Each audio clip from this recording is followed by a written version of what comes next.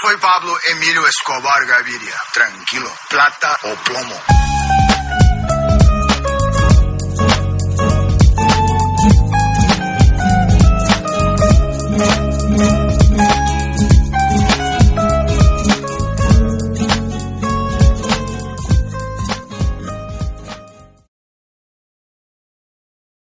Lo que ocurrió tras el fallecimiento de Pablo Escobar te sorprenderá. El líder del tráfico de drogas, quien durante años figuró como uno de los individuos más perseguidos a nivel mundial, fue abatido por la policía colombiana en la ciudad de Medellín. Su organización criminal tomó su nombre de la ciudad que dominó durante un extenso período. Este hombre, reconocido como uno de los más acaudalados del mundo, y suficientemente implacable como para eliminar a cientos de personas que se cruzaban en su camino, desde traficantes de drogas hasta líderes gubernamentales, fue asesinado a tiros en la parte superior de la residencia de su tía en 1993. En ese momento, la policía celebró, mientras que el pueblo colombiano llenó las calles en luto por su ídolo tan polémico. No obstante, poco después, parecieron olvidar a Escobar. A pesar de sus lujosos ranchos con zoológicos privados, helicópteros y escondites llenos de efectivo en todo Colombia, ¿qué sucedió con todo esto después de su repentina muerte? ¿Qué pasó con su familia, su esposa, hijos e hija? ¿Dónde se encuentran hoy en día? ¿Todavía mantienen lazos con el imperio de la droga de Pablo? Descubrámoslo. Si quieres descubrir toda esta historia, quédate hasta el final del video. El 2 de diciembre de 1993, un día después de haber cumplido 44 años, Escobar se vio acorralado por la fuerza pública y las amenazas que pesaban sobre su familia. El capo intentó negociar su rendición, condicionándola a la salida del país de su esposa e hijos. Sin embargo, esta vez, su propuesta no tuvo eco entre el poder ejecutivo. A pesar de haber logrado evadir el bloque de búsqueda durante 6 meses adicionales, la muerte de su jefe de seguridad, conocido como El Angelito, en octubre de 1993, lo dejó desprotegido al mando de sicarios rasos. Finalmente, la preocupación por la situación de su esposa e hijos, quienes se refugiaron en residencias Tequendama bajo estricta vigilancia policial después de un intento fallido de buscar asilo en Estados Unidos y Alemania, fue utilizada como cebo por el gobierno para atraer a Escobar. Hasta ese momento, Escobar padecía problemas gástricos y presuntamente había anunciado la formación de un grupo armado denominado Antioquía Independiente. El bloque de búsqueda se dedicó a localizar a Escobar en este contexto. Después de 1 año y 4 meses de intensas actividades de inteligencia, el 1 de diciembre de 1993 logró rastrear y ubicar 6 llamadas que Escobar realizó a su hijo. Previamente, unidades de inteligencia de señales de la Tijín habían identificado la ubicación del capo mediante tecnología francesa y británica adquirida por la Policía Nacional en 1991, la cual era operada por oficiales y suboficiales de inteligencia de la policía colombiana.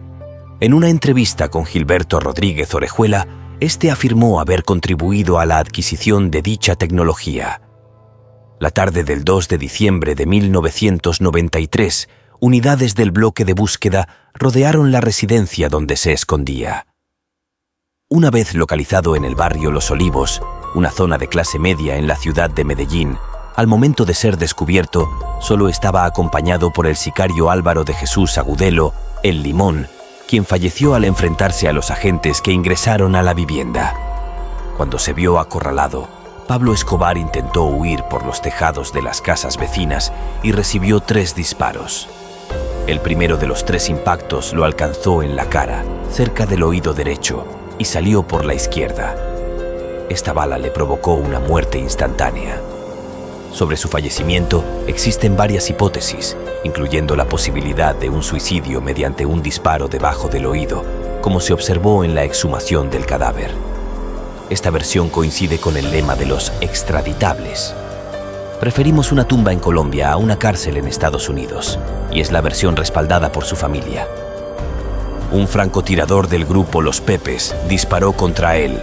Un oficial de la Tijín, que formaba parte del bloque de búsqueda, le disparó, y un francotirador de la Delta Force le asestó el tiro de gracia. El coronel Hugo Eliodoro Aguilar, quien lideró el grupo de asalto que llegó a la casa, fue el responsable de disparar.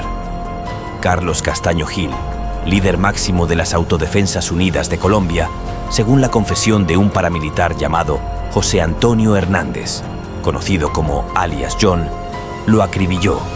La muerte de Escobar generó diversas reacciones. Su familia y sus protegidos lloraron su pérdida, y miles de personas, en su mayoría de los barrios pobres de Medellín, asistieron a su entierro. Sin embargo, la prensa y el gobierno lo consideraron un triunfo en la lucha contra las drogas y el inicio del fin del tráfico de estupefacientes, aunque esto aún no ha sucedido hasta la fecha. En la actualidad, guerrilleros, militares y grupos de delincuencia organizada conocidos como Backlin compiten por el negocio del narcotráfico. Tras la caída de Escobar, los cárteles de Cali y Norte del Valle tomaron el control del narcotráfico hasta su disolución respectiva. Entre los mitos sobre su muerte, figura uno que sugiere que no murió, sino que contrató a un doble y está escondido disfrutando de su dinero. Aunque hay quienes lo consideran muerto, su imagen continúa siendo muy relevante y se utiliza políticamente. Incluso se le venera como un santo en algunos lugares y en su tumba se depositan ofrendas. Su leyenda forma parte del circuito turístico de Medellín y su antigua hacienda en el campo ahora es un museo visitado por miles de turistas al año. La imagen de Escobar tiene tanto peso que sigue siendo utilizada en campañas políticas, la venta de camisetas o remeras en Austria, Estados Unidos, Guatemala y México, así como en álbumes de figuritas para niños, relojes con su imagen y libros sobre su vida. El cadáver de Pablo Escobar fue exhumado el 28 de octubre de 2006 a solicitud de algunos de sus familiares, con el propósito de tomar una muestra de ADN para confirmar la presunta paternidad de un hijo extramatrimonial y disipar cualquier duda sobre la identidad del cuerpo que llevaba 12 años enterrado junto a sus padres. Un video del momento fue transmitido por el canal RCN, hecho que desagradó a Juan Sebastián Marroquín, también conocido como Juan Pablo Escobar, quien acusó a su tío Roberto Escobar Gaviria y al sobrino del capo Nicolás Escobar de coordinar el acto, calificándolos como comerciantes de la muerte. Han pasado 25 años desde que lo acribillaron a balazos, pero su presencia perdura, como en los días en que exportaba toneladas de cocaína y sometía a Colombia mediante atentados. Series de televisión, películas y libros han inmortalizado su leyenda, haciendo infructuosos los intentos del alcalde de Medellín por borrar sus rastros. Pronto se demolerá el edificio Mónaco, donde Pablo Escobar vivió con su familia, transformándolo en una estación de peregrinaje para los narcotours que evocan un pasado lleno de dolor y sangre. También se menciona la lápida colocada por su madre, ya fallecida, en la sepultura del cementerio Montesacro. En ella se leía: «Mientras el cielo exista, existirán tus monumentos y tu nombre sobrevivirá como el firmamento». En el 10º aniversario de la muerte del líder del cártel de Medellín, doña Hermilda afirmó al mundo que su hijo fue el hombre más humano que existió en la tierra. Era muy bueno, pero los pobres lo querían mucho, mientras que los ricos nada, ya que se dirigía rápidamente hacia la presidencia de la República. En esa fecha también acudió al camposanto Andrés, un sicario que aprendió el oficio desde niño con uno de los matones de Pablo. Todos aspirábamos a ser traquetos y mafiosos de poca monta. Corrompió la sociedad por dinero, cambió los valores y murió a los 44 años. ¿De qué le sirvió tanta plata?, se preguntó. A pesar de su riqueza, los lugartenientes y los lavaperros de Escobar murieron asesinados o pasaron varios lustros en prisión. Los que aún viven se ven obligados a permanecer alerta las 24 horas, temerosos de ser nuevamente capturados o de que algún antiguo enemigo quiera matarlos. Griselda Blanco, la reina de la coca considerada maestra por Pablo, pasó 20 años en cárceles estadounidenses. Regresó a Medellín sin fanfarrias y se sintió segura, pero un sicario la mató a los 69 años, siendo el asesino de cabecera del capo, Di Capri, quien presumía de haber cegado la vida de más de 300 personas. El año pasado lo detuvieron, pero en 2015 había recobrado la libertad después de pasar 24 años en prisión. se hizo conocido por una serie de televisión basada en su vida y por un creador de contenido exitoso en YouTube. Sin embargo, según la fiscalía, intimidaba a testaferros para recuperar propiedades. Los 3 hermanos Ochoa, colaboradores de Pablo en el transporte de cargamentos de sustancia blanca e hijos de un destacado empresario, pensaban que sus vidas eran normales hasta que en 2001 arrestaron a Fabio, el menor, por continuar en el tráfico de drogas. Cumple una condena de 30 años en Estados Unidos, al igual que la Kika, responsable de atentados que causaron cientos de víctimas cuando Escobar declaró la guerra al Estado. Algunos familiares de víctimas, como los 107 pasajeros del avión de Avianca que el narcotraficante hizo estallar en pleno vuelo, sienten que los han olvidado. Para recordarlos, fundaron la Colombia con Memoria, presidida por Gonzalo Rojas, hijo de un fallecido en ese vuelo. Viajaba un cuñado de Francisco Santos, actual embajador de Colombia en Washington, quien fue secuestrado y mantenido 8 meses en cautividad por Escobar. Su influencia aún se siente en la cultura mafiosa del enriquecimiento ilícito, que comenzó con él y se consolidó con otros narcos, según opina Santos en una entrevista. Otra herencia terrible es el uso despiadado del terrorismo para doblegar a la sociedad y al Estado.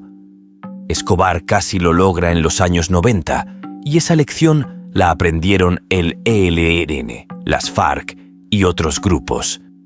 No se sabe si las FARC hubieran colocado la bomba en el club El Nogal del avión de Avianca, un legado maldito que también afectó a la viuda y los 2 hijos del capo. Juan Pablo y Manuela, rechazados por varias naciones, lograron instalarse en Argentina.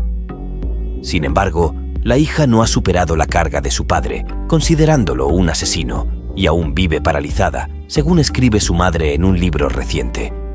Siente que no encaja en este mundo. La discriminación la limita y el dolor la persigue como una sombra. No obstante, después de la muerte del capo del narcotráfico, la familia no pudo disfrutar de su fortuna, ya que tuvo que repartirla entre los numerosos enemigos de Escobar, quienes amenazaron con matarlos, según relata Victoria Eugenia Henao, esposa del narcotraficante. Estas personas buscaban obtener dinero a cambio de los secuestros, asesinatos y daños a propiedades que el líder del cártel de Medellín ocasionó a lo largo de los años. Pablo Escobar falleció el 2 de diciembre de 1993. La viuda de uno de los narcotraficantes más buscados, Victoria Eugenia Henao, reveló que tras la muerte de su esposo, algunos enemigos del capo exigieron el pago de deudas pendientes. Escobar tenía 4 años cuando murió. En su libro Mi vida y mi cárcel con Pablo Escobar, Henao relata los cobros que tuvo que saldar después de la muerte de su esposo, los cuales ascendían a más de $120 millones. Pagarlos le permitió a ella y a su familia estar a salvo y evitar represalias. Tuvo que llevar a cabo negociaciones con los principales capos del narcotráfico en Colombia para saldar las cuentas. La viuda debía entregar diversas propiedades, incluso algunas incautadas por el Estado colombiano. Este dinero ayudaría a los enemigos de Pablo Escobar a cubrir lo invertido durante las guerras internas entre los cárteles, debido a secuestros, asesinatos, daños, entre otros. En este proceso, un equipo de 7 abogados y 2 asesores contables acompañó a Henao para las negociaciones y para determinar los bienes con los cuales saldarían la deuda. Los capos pusieron a disposición 62 bienes para saldar la deuda, varios de los cuales estaban incautados por el gobierno. La reunión fue extensa y tediosa, ya que se dedicaron a seleccionar uno por uno los 62 bienes de la lista proporcionada. A diferencia del primer encuentro, Henao percibió una señal positiva al aceptar recibir el 50% de la deuda en bienes incautados y el resto en propiedades listas para comercializar, libres de complicaciones legales. La viuda explicó que apropiarse de bienes problemáticos tenía una justificación. Sus conexiones en las altas esferas del Estado les ayudarían a lavar los bienes de Pablo, dejando fuera a sus herederos, lo cual ocurrió evidentemente. Según una edición del 1992 de la revista Vanity Fair, Pablo Escobar recaudaba alrededor de $100 millones mensuales. Tras la muerte de Escobar, su imperio de la droga colapsó. Sin embargo, su familia no recibió mucho. Su riqueza les fue arrebatada por grupos rivales que buscaban diezmar lo que quedaba del legado de Escobar. Así que destinaron la mayor parte de sus recursos en seguridad. Llegó un momento en el que tuvieron que adquirir la totalidad de un hotel para evitar sorpresas. Incluso el gobierno tuvo que intervenir, colocando guardias en el hotel para protegerlos de los adversarios de Pablo. Sin embargo, con el tiempo, esto resultó ser demasiado costoso, ya que sus fondos comenzaron a escasear. Para colmo, Pablo no dejó testamento ni herencia a su familia, quienes se vieron obligados a conformarse con lo que lograron recuperar del primer y tercer nivel de su riqueza, que no era considerable. Otros cárteles, gobiernos diferentes e incluso la población local de Medellín habían saqueado, confiscado y robado lo que poseían. La segunda categoría era donde se encontraba la mayor parte del dinero. Pablo tenía miles de millones de dólares escondidos en toda Colombia. Sin embargo, surgió un gran problema. Nadie sabía dónde estaban esos escondites. No existía ningún mapa de la fortuna oculta de Escobar, debido a que el capo de la droga tenía la costumbre de eliminar a los colaboradores que enviaba a esconder su botín. Pablo Escobar les daba instrucciones para reducir su dinero y ocultarlo, ya sea enterrándolo, guardándolo en búnkeres subterráneos o escondiéndolo en cuevas. Cuando estos colaboradores informaban a su jefe, éste los mandaba a matar. De esta manera, él era el único que conocía la ubicación del dinero. Ni siquiera revelaba a sus hermanos de confianza dónde guardaba el dinero, ya que todo estaba en su cabeza y solo lo revelaba cuando era necesario. A día de hoy, no se ha encontrado la mayor parte del dinero que ocultó. Sin embargo, esto no implica que no haya habido descubrimientos. En noviembre del 89, cuando Escobar aún vivía, alguien descubrió por error $3 millones escondidos en 3 botes de plástico y enterrados. Al año siguiente, otra persona encontró $26 millones junto con 150 lingotes de oro. 20 años después, en 2009, otra persona descubrió $6 millones en la selva, donde Escobar había instalado varias fábricas de cocaína en ese mismo año. Se reunieron nuevamente. En su hacienda Nápoles, transformada en una suerte de museo, se descubrieron $10 millones.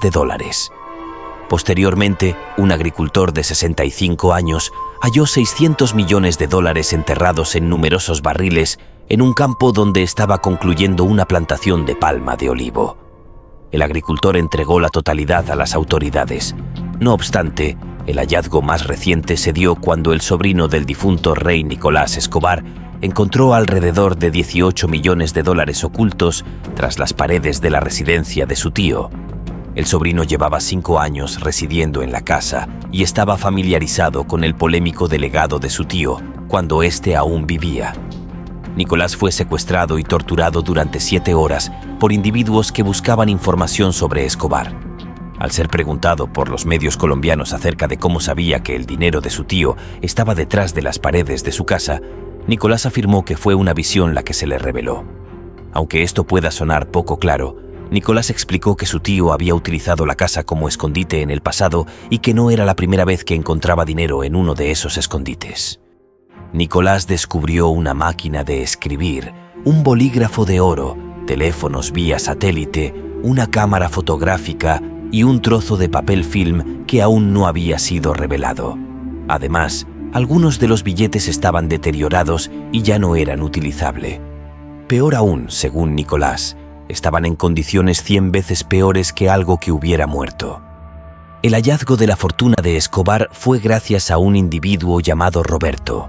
Sin embargo, Roberto no es simplemente un cazador de tesoros.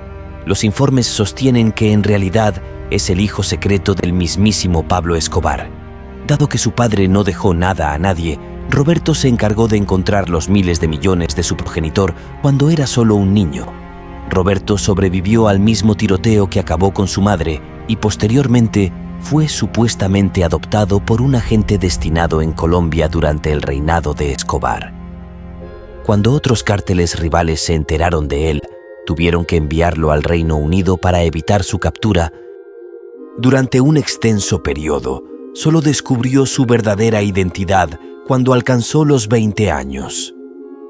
Si piensas que esta historia suena demasiado bien, se vuelve aún más peculiar cuando los integrantes del M-16 que lo adoptaron, estando en su lecho de muerte, entregaron a Roberto una nota codificada que contenía toda la información que necesitaba para hallar los millones de Escobar.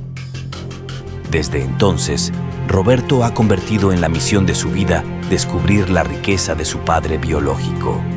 Los códigos que condujeron al descubrimiento de parte de la fortuna se encontraban en una antigua mansión de Escobar en Florida.